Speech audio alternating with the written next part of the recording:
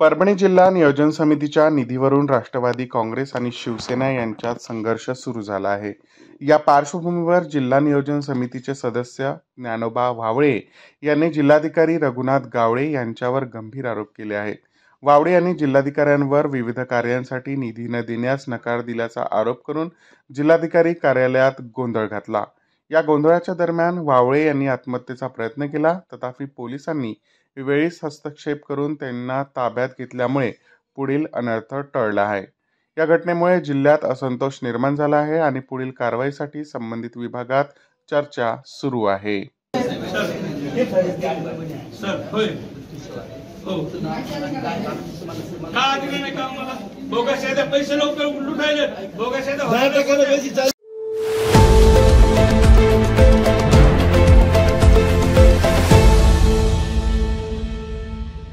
पुणे लोकसभा समन्वयक प्रभारी तथा पुणे महानगरपालिकेचे माजी सभागृह नेते श्रीनाथ भीमाले यांनी पर्वती विधानसभा मतदारसंघातील घरगुती गणेश मूर्तींच्या विसर्जनासाठी भीमाले उद्यान येथे आयोजित केलेल्या पर्यावरणपूरक गणेश विसर्जन उपक्रमास यावर्षी देखील नागरिकांचा उत्स्फूर्त असा प्रतिसाद पाहायला मिळाला।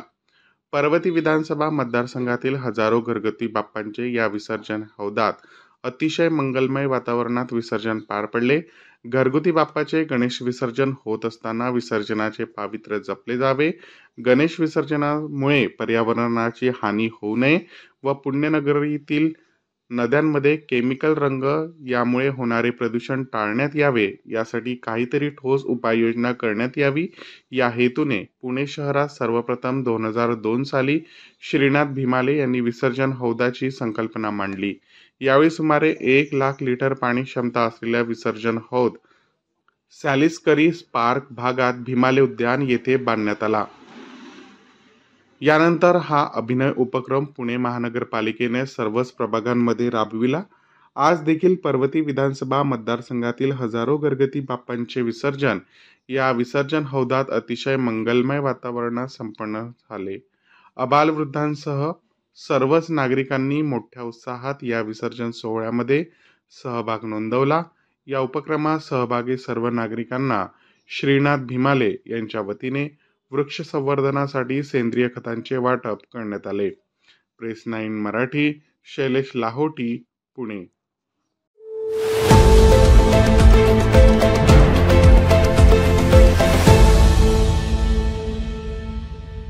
पुणे शहरातील गणेशोत्सव विसर्जन मिरवणूक महात्मा फुले मंडई येथील पुतळ्याकडून काल रात्री 10 वाजताच्या सुमारास मानाचा पहिला कसबा गणपतीला उपमुख्यमंत्री अजित पवार यांच्या हस्ते पुष्पहार अर्पण करून आणि ढोल ताशांच्या गजरात सुरुवात झाली। त्यानंतर आज दुपारी 3 वाजता भवानी पेठेतील महाराष्ट्र तरुण मंडळाच्या मिरवणुकीने सांगता झाली। ही विसर्जन मिरवणूक तब्बल 28 तास चालली अशी माहिती पोलीस आयुक्त अमितेश कुमार यांनी पत्रकार परिषदेत दिली आहे।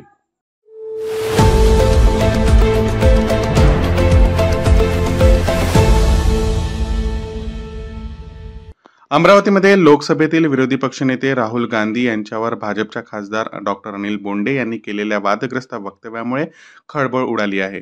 राहुल गांधींची जीभ छाटू नये, त्यांच्या जिभेला चटके द्यायला हवे असे विधान करताना डॉक्टर बोंडे यांनी मोठा वाद निर्माण केला आहे। या विधानावर काँग्रेसने आक्रमक पवित्रा घेत पोलीस आयुक्त कार्यालयात ठिय्या मांडला आहे। काँग्रेसने स्पष्ट केले की जोपर्यंत डॉक्टर बोंडे यांच्यावर गुन्हे दाखल होत नाही आणि त्यांना अटक होत नाही तोपर्यंत ते आंदोलन चालवत राहणार आहे। काँग्रेसने या वक्तव्यावर तीव्र प्रतिक्रिया व्यक्त करत डॉक्टर बोंडे यांचे मानसिक संतुलन बिघडले असल्याचे म्हटले आहे। विरोधी पक्षनेते विजय वडेट्टीवार यांनी भाजपच्या आणि महायुतीच्या नेत्यांची अशा वादग्रस्त वक्तव्य करणे बंद होण्याची मागणी केली आहे। ते म्हणाले की डॉक्टर बोंडे आणि संजय गायकवाड यांसारख्या नेत्यांच्या वक्तव्यामुळे सामाजिक शांतता धोक्यात येत आहे आणि पोलीस प्रशासनाने त्वरित कारवाई करावी।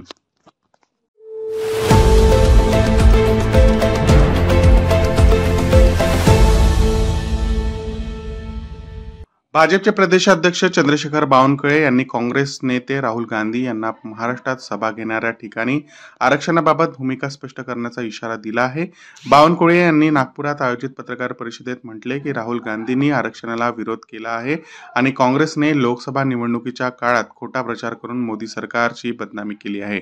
ते म्हणाले की ओबीसी समाज आणि अनुसूचित जाती जमातीचे नागरिक राहुल गांधींच्या भूमिकेचा निषेध करतील आणि काँग्रेसला याची किंमत मोजावी लागेल। चंद्रशेखर मुरलीधर बावनकुळे यांनी माजी मुख्यमंत्री पृथ्वीराज चव्हाण यांच्यावरही टीका केली, ज्यांनी केंद्र आणि राज्य सरकारच्या अस्थिरतेवर भाष्य केले होते. बावनकुळे यांनी काँग्रेसच्या अंतर्गत गोंधळावर जोर देत शरद पवार यांना सुप्रिया सुळे यांच्या मुख्यमंत्री करण्याची योजना असल्याचा आरोप केला. यासह त्यांनी काँग्रेसने आदिवासी समाजासाठी काहीही ठोस काम केले नसल्याची टीका केली आहे आणि भाजप सरकारच्या योजनांचा प्रचार केला.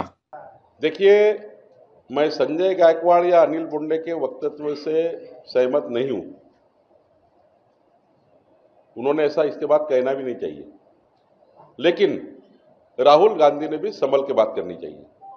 जिस प्रकार से देश विरोधी बयान, समाज विरोधी बयान राहुल गांधी देते हैं, इनकी आदत है, 3 पीढ़ियों से हम देखते आ रहे हैं। जब महामानव डॉक्टर बाबा साहेब आम्बेडकर ने संविधान से आरक्षण दिया, तब पंडित जवाहरलाल नेहरू खड़े हो गए उठकर और कहा, यह आरक्षण देना, शेड्यूल कास्ट, शेड्यूल ट्राइब और ओबीसी को आरक्षण देना, ये तो विकास में बाधा आएगा। ये बयान पंडित जवाहरलाल नेहरू ने दिया था कि विकास में बाधा आरक्षण होता है, नहीं देना चाहिए आरक्षण, ऐसे पंडित जवाहरलाल नेहरू कहते हैं। बाबा साहेब आम्बेडकर जी ने आरक्षण दिया संविधान में। उसके बाद आपने देखा कि राजीव गांधी उठकर खड़े हो गए आरक्षण के खिलाफ। उनने कहा कि बुद्धिहीन लोगों को आरक्षण मिलता है और उनको आरक्षण देना चाहिए। बुद्धिहीन लोग क्या ओबीसी बुद्धिहीन है? शेड्यूल कास्ट बुद्धिहीन है? शेड्यूल ट्राइब बुद्धिहीन है? राजीव गांधी का बयान था, 2nd जनरेशन का। 3rd जनरेशन राहुल गांधी कहती है अमेरिका में जाकर अब हम आरक्षण हटा देंगे, आरक्षण नहीं चाहिए, और यही कहते हैं कि मोदी जी के खिलाफ चुनाव में झूठे बोलते हैं।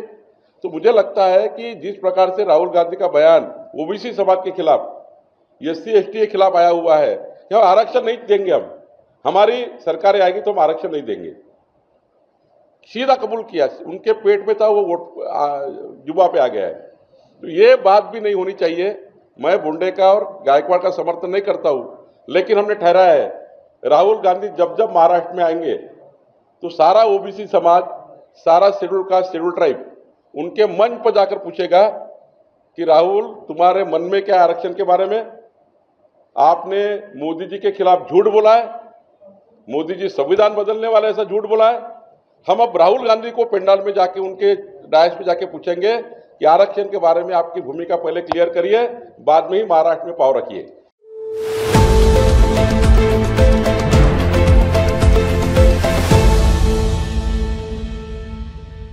गडचिरोलीतील एटापल्ली तालुक्यात दारू तस्करीचा एक मोठा प्रकरण समोर आले आहे. 17 सप्टेंबर रोजी शासकीय रुग्णवाहिकेतून दारूची वाहतूक करत असलेल्या डॉक्टराला पोलिसांनी रंगेहात पकडले. ब्रह्मानंद रेणू पुंगाटी, जो पिपली बुर्गी प्राथमिक आरोग्य केंद्रात कंत्राटी वैद्यकीय अधिकारी म्हणून कार्यरत होता, त्याला या प्रकरणी अटक करण्यात आली आहे. पोलिसांनी रुग्णवाहिकेची तपासणी केली असता त्यात देशी दारूच्या 10 बॉक्स व विदेशी दारूच्या 96 बाटल्या सापडल्या. या घटनेमुळे गडचिरोली आरोग्य विभागात खळबळ माजली आहे. घटनास्थळी शशिकांत मिर्झा मडावी, सौरभ गजानन लेखामी आणि भिवाजी रेणू पदा यांनाही अटक करण्यात आली. तर दिलीप लालू रेखामी हा आरोपी अंधाराचा फायदा घेऊन पळून गेला. हालेवारा ठाण्यात गुन्हा दाखल करून 88,600 रुपयांची दारू व रुग्णवाहिका जप्त करण्यात आली आहे.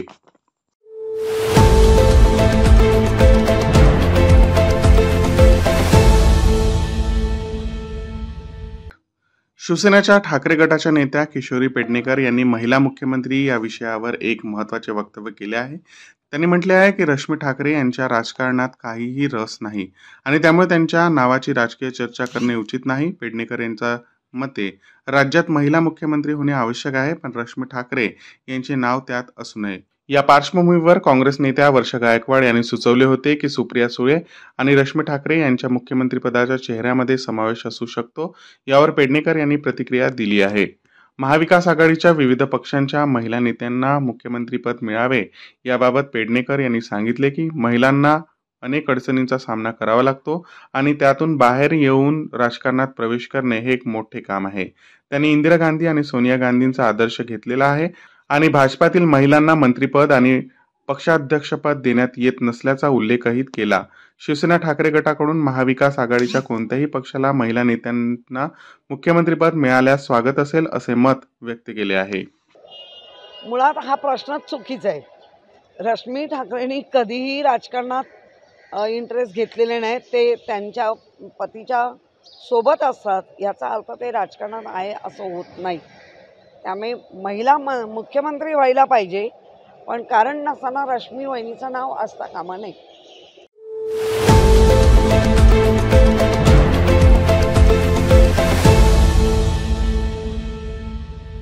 पोलीस अंमलदारांची पत्नीवर गोळ्या झाडून हत्या केल्याची घटना नांदेडमध्ये घडली आहे. नांदेडच्या ग्रामीण पोलीस ठाण्याच्या हद्दीत ही घटना घडली आहे. अफजल पठाण या पोलीस अंमलदारांनी आपल्या शासकीय बंदुकीतून गोळ्या झाडून पत्नीची हत्या केली आहे. ग्रामीण पोलीस ठाण्याच्या हद्दीतील धनेगाव येथील आयडियल कॉलनी येथे 17 सप्टेंबर रोजी संध्याकाळच्या सुमारास राहत्या घरात ही घटना घडली आहे. खून करून आरोपी पोलीस कर्मचारी स्वतःहून पोलीस ठाण्यात हजर झालाय. या पोलीस अंमलदाराने आपल्या पत्नीची हत्या का केली हे अद्याप स्पष्ट झाले नाहीये. पोलीस अधीक्षक तपास करीत आहे. घटनास्थळी पोलिसांच्या वतीने पंचनामा सुरू आहे.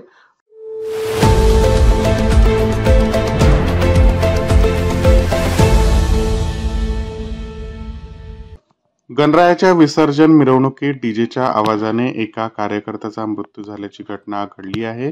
संदीप कदम वय 38 वर्ष असे मृतकाचे नाव असून तो जिंतूर तालुक्यातील बोर्डी येथील रहिवासी होता. त्यासोबतच इतर तिघे अस्वस्थ झाल्याची घटना परभणीच्या जिंतूर येथे घडली आहे. दरम्यान या तिघांना परभणी जिल्हा शासकीय रुग्णालयात पुढील उपचाराकरिता रवाना करण्यात आले आहे. पोलीस अधीक्षक रवींद्र सिंग परदेसी यांनी डीजे बंदचे गणेश मंडळांना आवाहन करून देखील डीजे लावणाऱ्या मंडळावर चौकशी करून गुन्हा दाखल करण्यात येणार असल्याची माहिती प्राप्त होत आहे.